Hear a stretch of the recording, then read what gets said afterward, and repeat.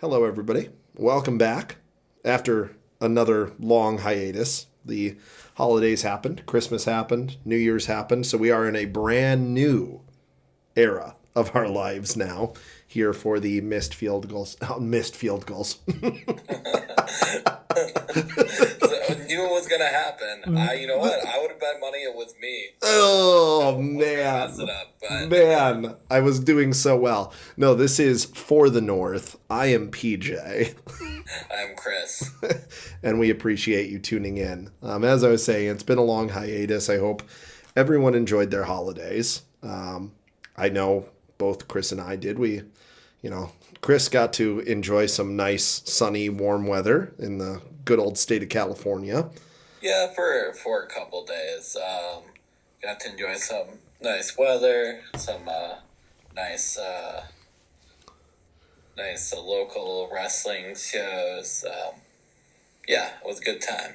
Yeah, I was here in Wisconsin, but there was, through Christmas, through New Year's, there was some nice weather here in Wisconsin, which is a rarity for this time of year. So it was nice to spend time with family and kind of get to relax and deboot. But then, of course, right as the new year came, we got hit with sickness here in the house. So here we are, a week into the new year. And there's been a new strain of the flu that's going around, which is great for everybody. Love that. I've got to get a kid in daycare, and they send a good old group urgent message out to everyone and say, just so you know, there's a new strain of the flu. And I'm like, great, thank you. I'm going to get it. There's no avoiding this. I am going to get it. But we had good holidays, and it's good to relax, but we're back for to talk about now that we've hit the end of the season, kind of give a state of the union of the NFC North and preview the one playoff matchup that we have for the NFC North.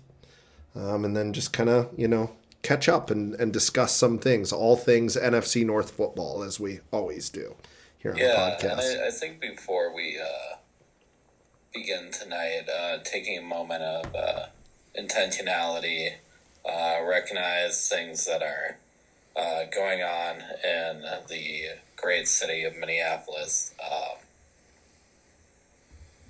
It's tough for a lot of people right now, but to those who feel like there is no hope, I will say that progress always wins. Things will get better, even if we are in dark times right now. And with that, we'll begin. All right. I don't feel like going more. If I go more into it, I'm gonna get fired up. But you know me. Don't get Chris fired up. Don't get him fired up. No, very well said, Chris. Thank you so much. Well, so let's dive into this. Let's to talk NFC North. The way things stacked out, the Bears won the division. The Packers ended up in second place this year. Behind them were the Vikings, who actually ended the season on a pretty good tear. Ended up 9-8 on a 4 or 5 game winning streak. Yeah, McCarthy's 6-4, which is Hey, that's nice, Yeah. right? Good ending to the season. And then the Lions ended up being the bottom dwellers. They went from first to last. What a flip for Dan Campbell and the Lions. So, you know, I guess a good starting point for this is to kind of as a Vikings fan, I'm curious of your thoughts of after the season has ended now, knowing that play. I mean, we knew kind of for a few weeks that playoffs were out of the pictures for the Vikings, but I'm curious of your thoughts after this season, what you think about McCarthy and the whole kind of picture of it. Yeah, it's hard to judge McCarthy after one season. Yes, some may say he was made of glass, but I was like, okay, so the torn meniscus, that can happen to anyone. I didn't tear mine, but I bruised mine, and that was awful.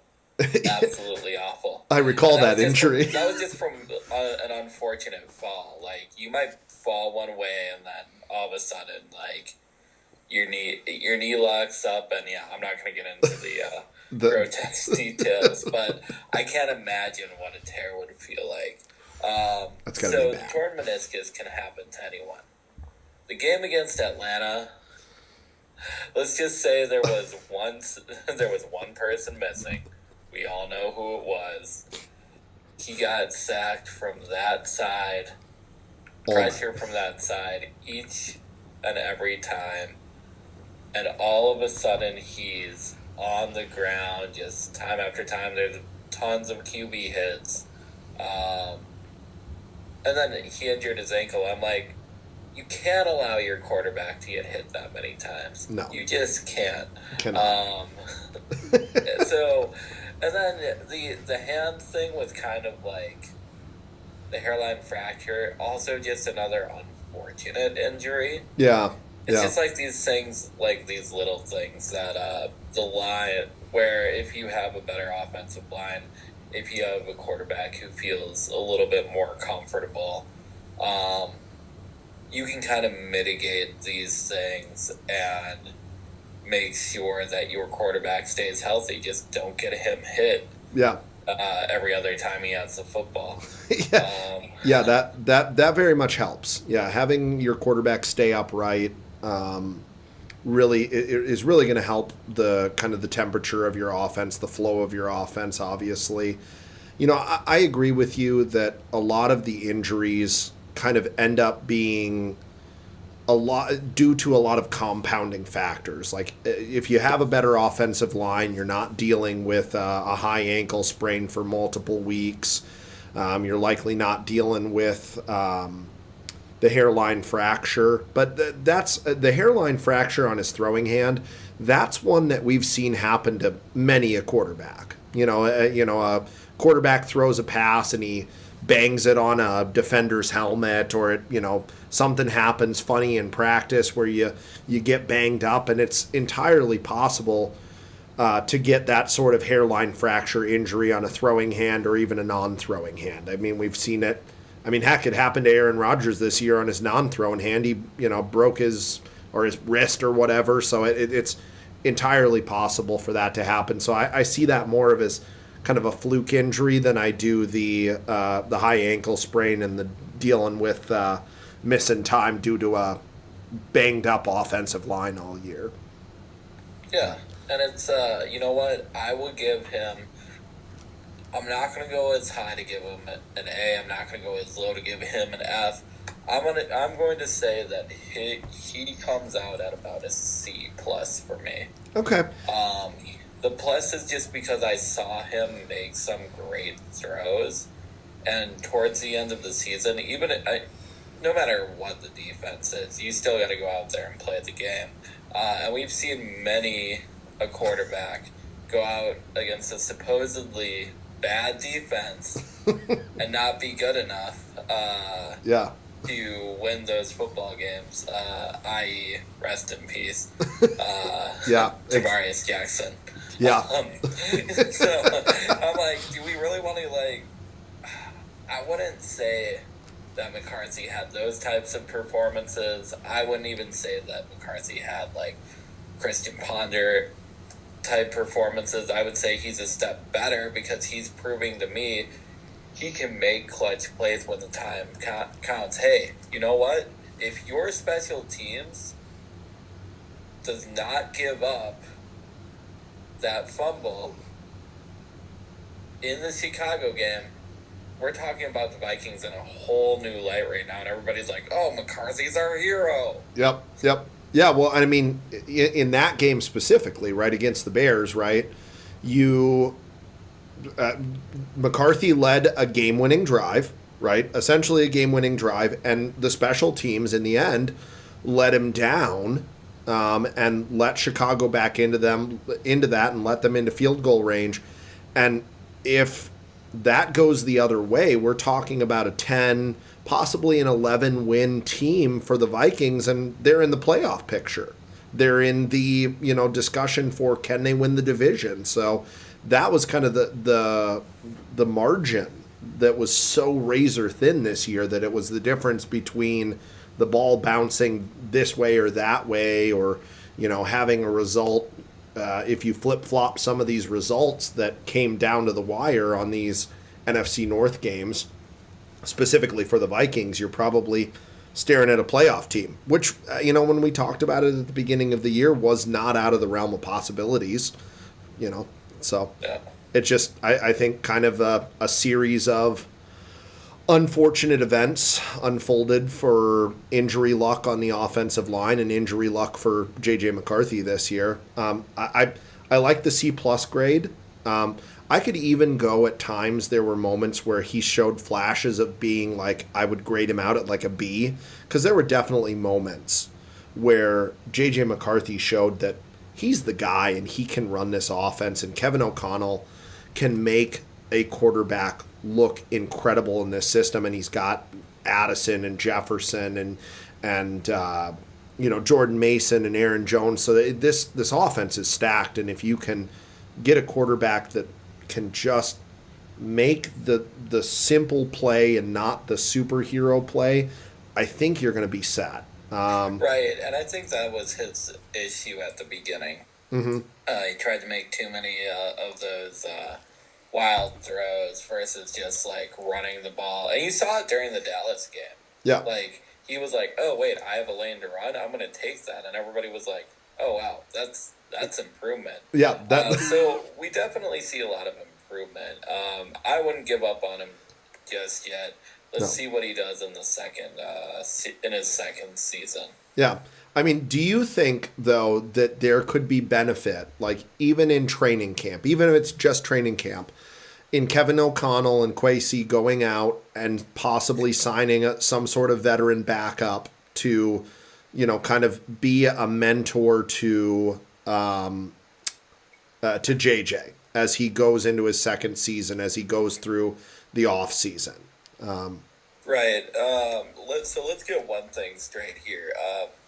For Vikings fans who are hopeful, we're not getting Joe Burrow. No. It makes no...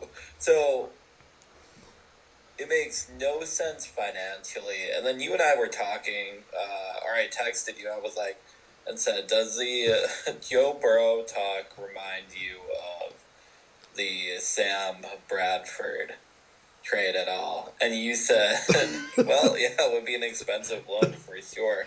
Yeah. You know what? Sam Bradford had the potential to take the Vikings to amazing places that year had he stayed healthy. Yeah. The problem was he was too injury prone to take them anywhere. Yeah.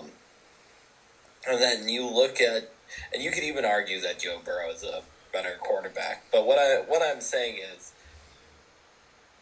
Joe Burrow has had these injury issues the last couple of years. Mm-hmm. The problem I think with Minnesota isn't a quarterback issue necessarily. Yeah. Though if McCarthy doesn't improve in his second season, there will definitely be conversations to be had with O'Connell keeping his job and McCarthy keeping his job as well. Yeah. They don't get near making the playoffs. Or if they don't make the playoffs, at least a wild card. I think they both will be gone. The problem is the offensive line. And can they stay healthy? Yeah. Can they provide protection for the quarterback?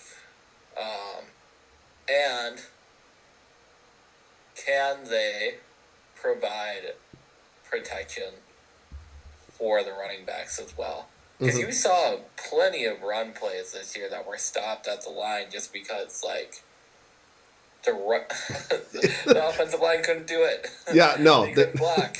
And I was like, and you know what? It is, to their credit, they had to play with so many different men. Most in the NFL, most changes to the offensive line in the NFL during at least this regular season. I don't know about all time. I'd have to look at that. But if I am looking at it, you can't build continuity if you don't have guys going out there week after week who know their assignments, who know where they're going to be, who know that they're going to, be like, oh, hey, you know what? I know this guy is going to block here. I need to get here. I know this guy has strength of this. I need to make up for it right here. And that goes for any sport, too. Yeah. Like, if you have injuries and have people coming in and out, there is no way to build that chemistry. Yeah, exactly.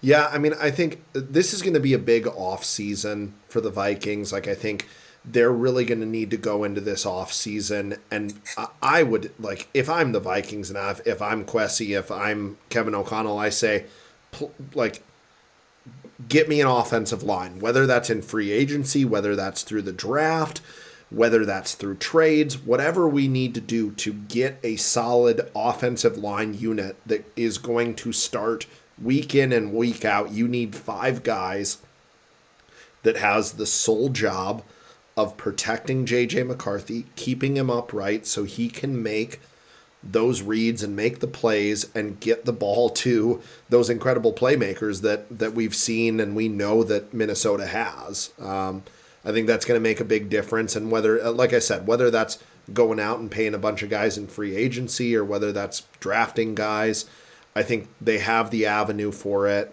I haven't looked at the cap situation, but I think there's some things that they can probably do cap-wise. Yeah, they need to address it. I think you see T.J. Hawkinson leaving, unfortunately. Love the guy, but, he definitely slowed down this year. I think you see... Well, there will be a number of players that won't be Vikings next year. I think Jones will be one of them. Mason could be a potential trade target depending on the draft, and we'll get into that once the time comes. And then, so we talked a lot about the offensive side of the ball right now. Let's talk about the defensive side. The defensive line, probably the best defensive line in the NFL. Or, them are Cleveland. Those two are, the top. I mean, I would say Myles Garrett's probably the best defensive player of the year. Yeah. Myles Garrett is a freaking alien. 23 sacks. Are you kidding me? Right. But I think if you're the Vikings, you don't need that because you have guys on both sides of the line who are going to get to him, and it's like we do really well we did really well with what we had this season. Mm-hmm. That front line was great. I'm a little concerned about our secondary. Yeah. Just because it seemed like pass-happy offenses like the Eagles, like the Bears at times, and throughout other games during the season, they were able to pick us apart. Yeah. Won't even talk about the Chargers game. Yeah. No, I was gonna say, do you want to bring up that one game? Yeah, you know what? I gotta bring it, but yeah, that was a rough watch. Yeah. Part of it was due to wear and tear. from the offense, doing the best they could with, again, the makeshift offensive line and, Carson Wentz throwing a few interceptions in one game. Or, playing on a separated shoulder, that. Right. There was quite a few things. Yeah, there were quite a few. It was a crap show, as we might say. Right. It was a crap show. Anyway. But you just didn't have guys who would...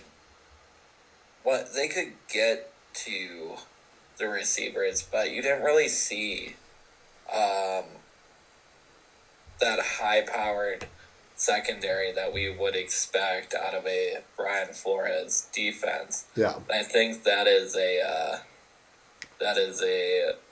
note to improve next season. I mean, remind me who was the cornerback and the safety, because there was a cornerback and a safety that departed in free agency last year. Because you had a guy next to Harrison Smith that was really good last year, and then there was the cornerback that had was it Cam Bynum that had the inner? Yep. Cam Bynum. Yep. Cam Bynum was phenomenal in the defense in Flores's defensive system, and then I can't remember the name of the safety played next. Stephon Gilmore.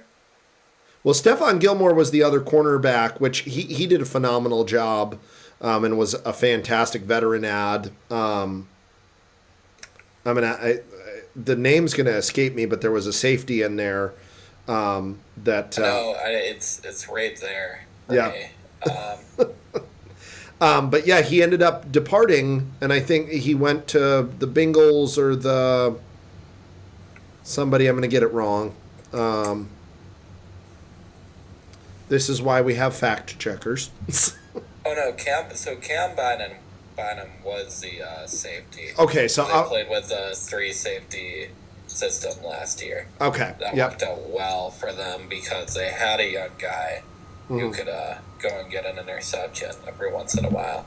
Yeah, which I mean, and credit to Harrison Smith. He is a fantastic player, but it's very evident, it has been this whole year, that I think Harrison Smith is in the twilight of his career. He might come back. I don't really see it, though, happening. I think this was kind of the farewell tour. This was the year, and so you're now going to lose what has been an anchor and a captain of your defense.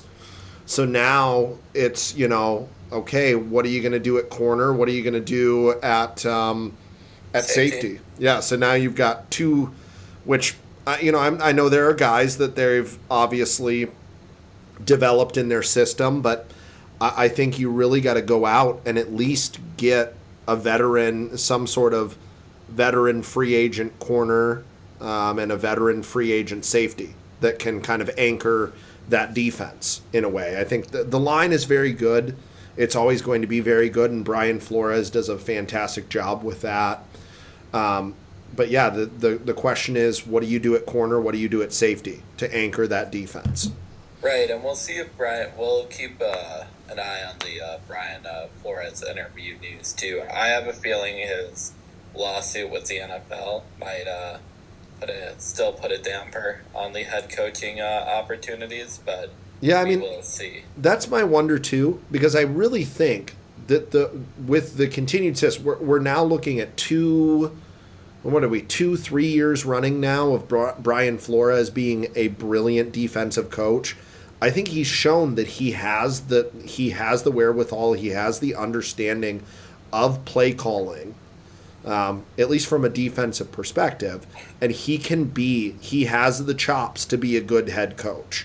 And I think it's only a matter of time, really, that before we see Brian Flores depart for a head coaching job. I think he's deserving of it. And that's, partly because, A, I would really like to have Brian Flores out of the division so we don't have to deal with him as a defensive coordinator. But B, he's a guy that deserves a head coaching job. He really does. So, just like Tomlin in that system went on and got a head coaching job, I think it's now time for Brian Flores to go on and get a head coaching job from the defensive coordinator spot. Yeah, well, yeah, and there's a lot of we could probably go days like talking about the concerns with each team and what they need to do for next season. But Oh yeah, let's put a pin in that for the Vikings now. absolutely. They need to notes for that for next year. Need to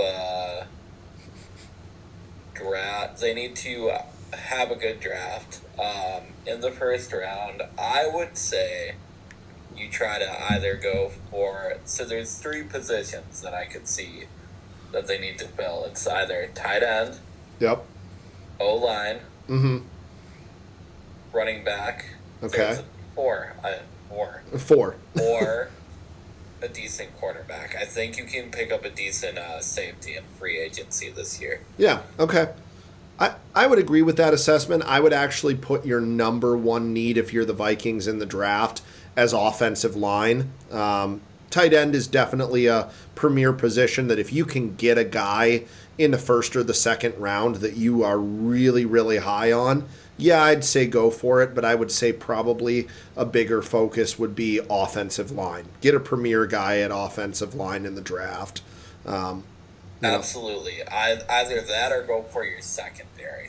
Yeah, exactly. Yeah. I'd say, yeah. I think the focus on the draft has to be, and we'll speculate about this more down the road as we get into the offseason, but I think the focus has to be offensive line and your secondary. It has to be. So. All right, moving on. Moving on. We have the Lions. The Lions. The Lions. what a disappointment. That's all I can say. I was literally about to say that. I mean, just what an absolute abysmal reversal of roles that the Lions are now in, right? Because last year they go 15-2. They're the one seed in the NFL, and yeah, they got bounced out of the playoffs by the Commanders, but it's just it's got to be absolutely gut wrenching to go from the one seed in the NFL to last in your division and missing the playoffs by. I mean, 2 weeks ago at Christmas, the Lions were eliminated from playoff contention. They they didn't even make it. So what I definitely think we're now looking at, and you can disagree with me or not.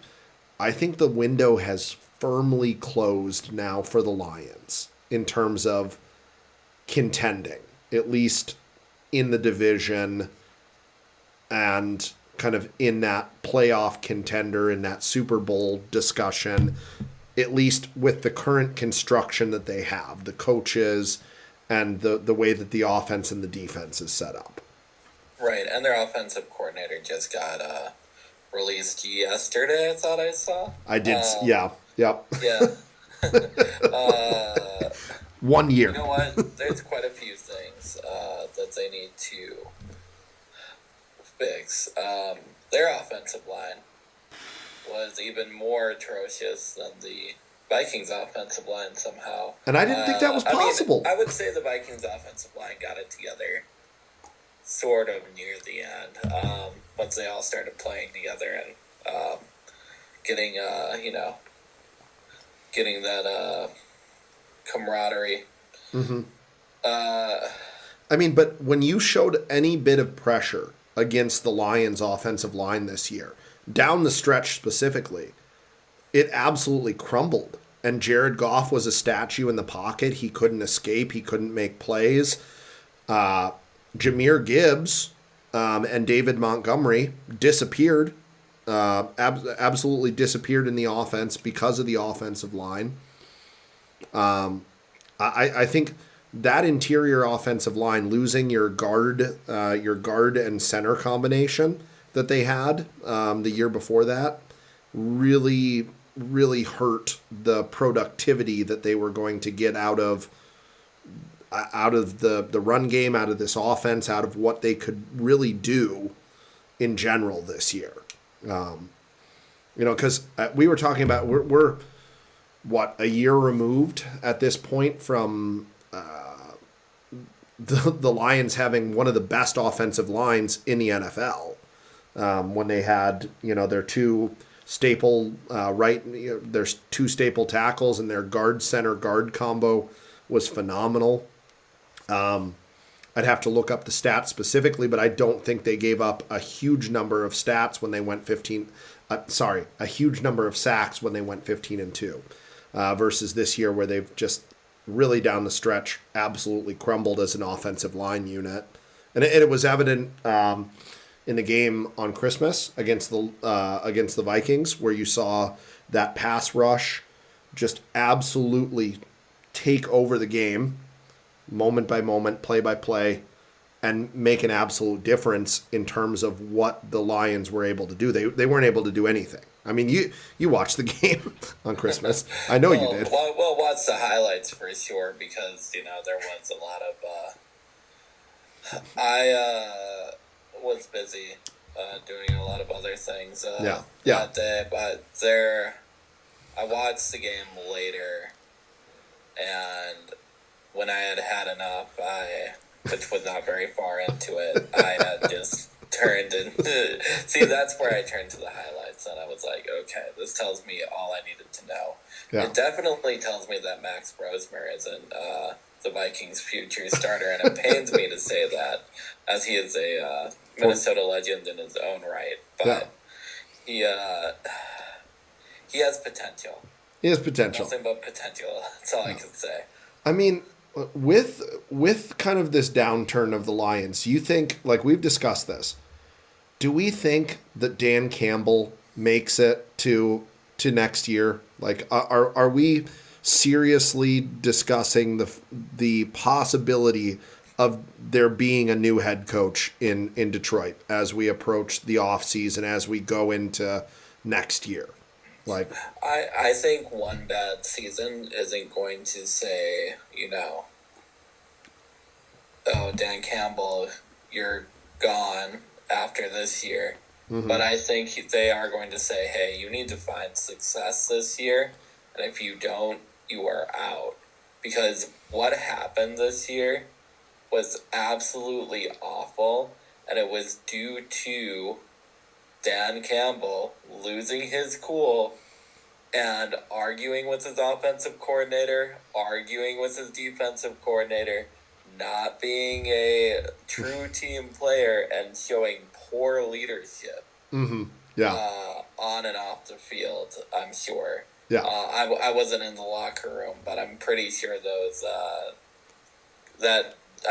it doesn't create a great locker room culture. No. When the coaches are fighting, the players are probably fighting as well.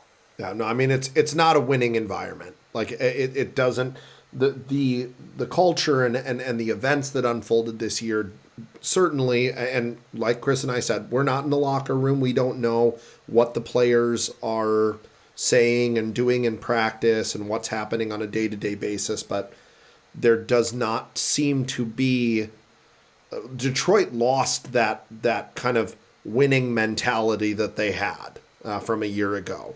And I mean, keep in mind, we discussed the fact that they lost Ben Johnson and they lost Aaron Glenn as a defensive coordinator. That staff, pretty much from an offensive and defensive standpoint, completely turned over in this offseason.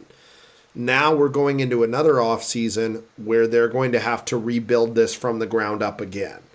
Dan Campbell's going to have to go out and find a new offensive coordinator.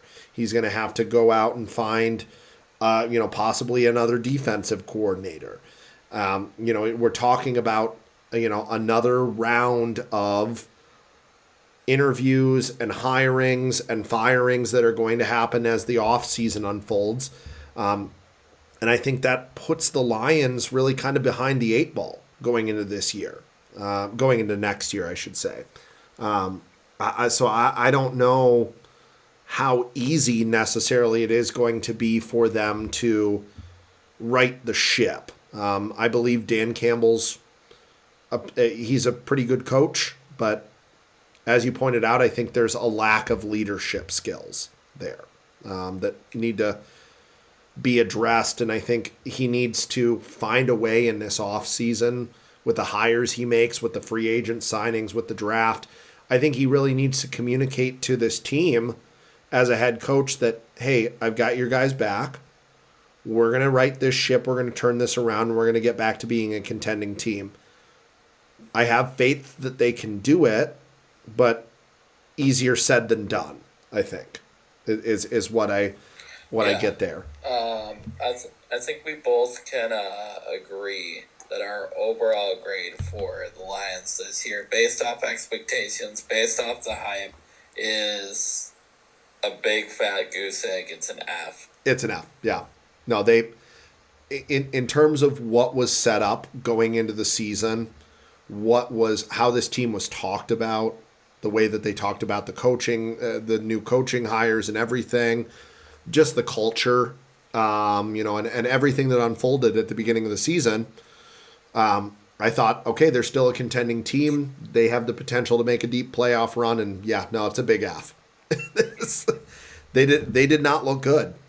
Pretty much I would say from Thanksgiving onward, they were not a good team at all. And they didn't really, from Thanksgiving, after losing to the Packers on Thanksgiving, they won, one game, right? Yeah, something like that. I can't remember exactly what it was, but yeah, I stopped. Well, I loosely followed them for the sake of the podcast, but it was once you know their season's over, it's and they're not your team that you're rooting for. It's tough. Yeah. I mean, I think when I knew it, the moment that I thought, okay, stick a fork in them, they're done, was when they lost to Aaron Rodgers and the Steelers. And then, the Christmas Day game unfolded. And that was the moment where I was like, okay, truly, this Dan Campbell has lost this team. Like, you cannot go on the road and lose to Minnesota in the way that they did. That was an absolute terrible game. And credit to Minnesota. They played a fantastic game in beating the Lions. Somewhat, yeah. Like, somewhat. Like Minnesota's defense, amazing. Max Brosmer. We're not giving Max Brosmer any awards for that performance. Hey, he didn't turn the ball over. That's a good thing. Yeah, but like I said, it's just very. I don't know if shocking is even the right word to really describe the kind of the flip from first to last for the Lions, but I'm just scratching my head a bit. I'm a bit confused as to what all went wrong for the Lions this year. And I'm sure we'll get into it more as we get into the offseason and kind of discuss what exactly happened to get them to that point. But I'm scratching my head as to how we're talking about the Lions as the last place team in the NFC North this year. They had a lot of potential.